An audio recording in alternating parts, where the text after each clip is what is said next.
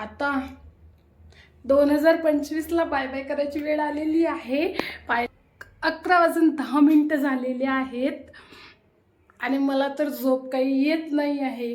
कारण की नवीन वर्ष जरी आपलं गुढीपाडवा असलं तरी कॅलेंडर संपत आहे. काहीतरी संकल्प तर घ्यायचाच होता ना. तर एक संकल्प घेतलेला आहे, तो बघू आता पुढच्या वर्षात पूर्ण होते काय. तर करायचं तर 100% द्यायचं आहे आपलं, पण प्रयत्न त्याच्यासाठी आजपासूनच चालू करायचे आहेत. आणि तुम्ही बघू शकता मी उसळ बनवली होती. आज एकादशी होती.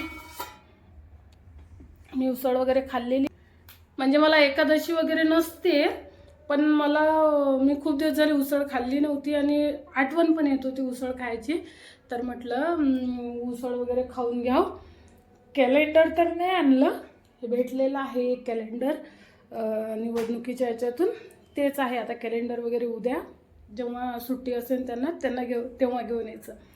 पण माझ्या नवीन वर्षाच्या सुरुवातमध्ये ते सध्या नाही आहेत, पण मी त्यांना व्हिडिओ कॉल करणार. ते सध्या कामाला गेलेले आहेत, उद्या सकाळी येतील. आणि मी खूप खुश आहे. 2026 आय होप सर्वांचं छान जावो आणि माझं पण तुमच्यासोबत छान जावं. तुमच्यासोबत माझं आणि माझ्यासोबत तुमचं पण. सर्वांचं नवीन वर्ष खूप छान आणि भरभराटीचं जावो. जे मागच्या वर्षात सुटून गेले 2025मध्ये, ते 2026मध्ये तुम्हाला अचीव हो, हीच माझ्याकडून थोडी म्हणजे प्रार्थना असेल देवाला. आणि देवघर वगैरे मी दिवा लावते.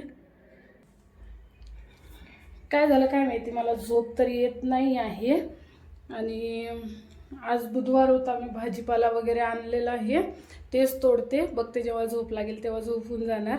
पण तरी पण हा व्हिडिओ मी रात्री 12 वाजता परत 12 वाजता व्हिडिओ चालू करणार. चला तर म्हणजे 50 मिनटं आधी तुम्हाला सर्वांना नवीन वर्षाच्या खूप खूप शुभेच्छा.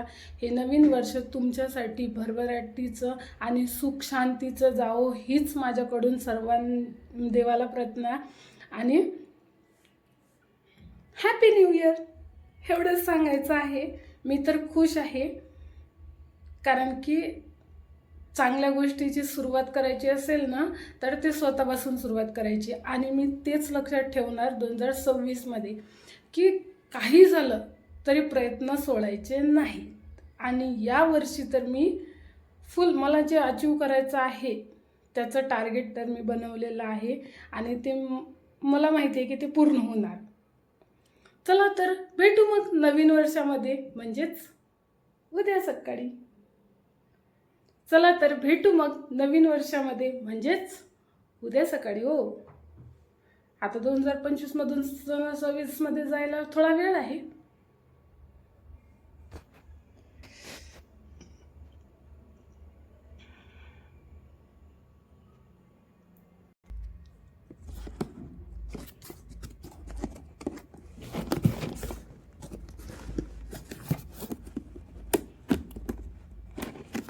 डब्याचं झाकण पण उघडत नाही.